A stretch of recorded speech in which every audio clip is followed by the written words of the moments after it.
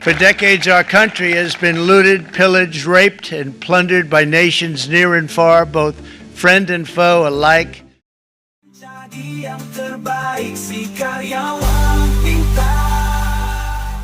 Guys, bombastis nih guys, Trump bilang ekonomi Amerika selama puluhan tahun dirampok dan dijarah sama negara lain, termasuk Indonesia. Makanya dia bales, naikin tarif impor biar defisit dagang turun. Tapi bener gak sih defisit itu setan ekonomi? Hari ini gua bongkar kenapa defisit bisa jadi racun, bisa juga jadi bahan bakar, dan kenapa tarif yang katanya bikin Amerika great again justru bisa jebak ekonomi Amerika Serikat ke jurang resesi. Gaspol. Chapter 1. Trump, defisit itu penghinaan nasional. Buat Trump, defisit dagang itu penghinaan.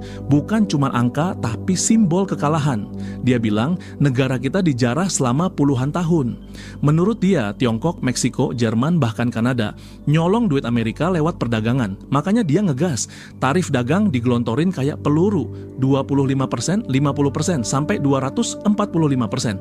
Semuanya buat satu misi, stop barang impor, lindungi pekerja Amerika. Bahkan sekutu sendiri pun kena semprot. Jepang, Korea Selatan, Eropa nggak luput. Buat Trump ini bukan diplomasi, ini perang ekonomi. Perang melawan sistem yang katanya bikin Amerika rugi terus.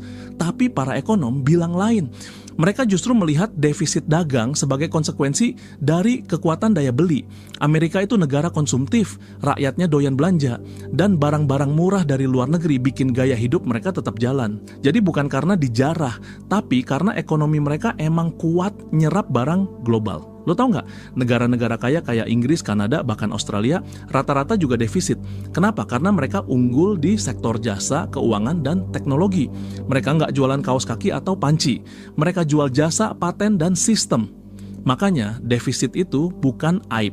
Itu justru bukti kalau sebuah negara jadi pusat perputaran konsumsi dan modal. Dan yang lebih penting, Amerika tetap surplus di sektor jasa, terutama teknologi dan finansial. Apple, Google, Netflix, semua ekspor jasa digital ke seluruh dunia. Jadi, Trump mungkin benci defisit, tapi di balik layar, Amerika tetap raja global. Buat Trump, defisit itu perampokan. Buat ekonom, itu belanja doang, bro. Chapter 2. Kenapa defisit itu nggak gitu-gitu amat? Amerika Serikat defisit hampir setiap tahun sejak 1975. Tapi lo lihat sendiri bro, ekonomi mereka masih berdiri paling depan. Bukan bubar, malah makin ekspansif. Kenapa bisa? Karena lo harus ngerti dulu. Yang mereka impor bukan cuma kaos oblong atau boneka dari luar negeri. Mereka impor mesin industri, alat berat, semikonduktor, semua barang strategis buat bikin pabrik mereka tetap jalan dan efisien. Barang-barang itu nggak dipakai buat konsumsi doang, tapi buat produksi. Dan ini yang jarang dibahas, barang impor bisa bikin biaya produksi dalam negeri lebih murah. Coba bayangin kalau semua harus mereka buat sendiri. Tenaga kerja mahal, bahan baku langka, teknologi butuh riset panjang. Hasilnya, harga jual produk melonjak, daya beli masyarakat turun, dan ekonomi bisa masuk mode krisis. Jadi impor bukan kelemahan, itu cara bertahan hidup. Dan lo harus tahu, kekuatan ekonomi Amerika bukan cuma dari barang, tapi dari jasa. Ini sektor yang banyak orang nggak kelihatan, tapi nilainya ngeri. Layanan finansial dari Wall Street, universitas top dunia kayak Harvard dan MIT, teknologi dari Google dan Apple, sampai film Hollywood dan Netflix. Itu semua diekspor dalam bentuk digital, layanan, dan budaya. Netflix yang lo tonton di HP, itu ekspor digital cuy. Harvard yang ngedidik mahasiswa luar negeri, itu devisa. Software yang lo pakai buat kerja, itu produk global. Mereka nggak jual kontainer, tapi jual ekosistem. Menurut data resmi dari USTR, surplus jasa Amerika bisa tembus 300 miliar dolar Amerika per tahun. Jadi, walaupun defisit dari barang tinggi, mereka tetap unggul lewat sektor yang punya margin tinggi dan global impact. Makanya, ngukur kekuatan ekonomi cuma dari defisit barang itu kayak ngukur kekuatan otak dari ukuran topi. Nggak nyambung. Amerika tuh tetap defisit, iya, tapi mereka defisit pinter, nyedot nilai tambah dari global supply chain, dan ngasih balik dalam bentuk merek, budaya, dan inovasi. Kalau defisit bikin miskin, Amerika Serikat udah bangkrut sejak Sony Walkman, bro. Chapter 3. Tarik ulur. Tarif, solusi atau bumerang. Trump pasang tarif biar defisit turun, tapi kenyataannya harga barang impor naik. Konsumen Amerika Serikat, mulai dari emak-emak sampai pengusaha kecil, terpaksa bayar lebih. Harga kulkas naik, mobil naik, bahkan bahan bangunan pun ikut terbang. Lebih parah lagi, negara yang kena tarif balas dendam. Tiongkok langsung pasang tarif balasan. Ekspor pertanian Amerika Serikat anjlok. Petani kedelai di Midwest bangkrut, minta bailout. Pemerintah Amerika Serikat harus keluarin 28 miliar dolar buat ganti rugi. Jadi siapa yang rugi? Dan walaupun impornya turun, ekspornya juga ikut terpangkas.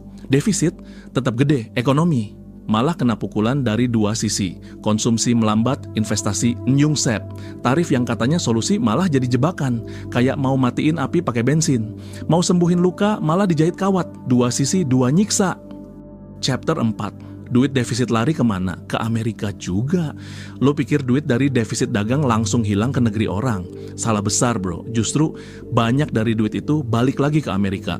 Bukan dalam bentuk barang, tapi investasi asing yang masuk deras ke jantung ekonomi mereka. Ambil contoh negara surplus kayak Tiongkok, Jepang, Jerman.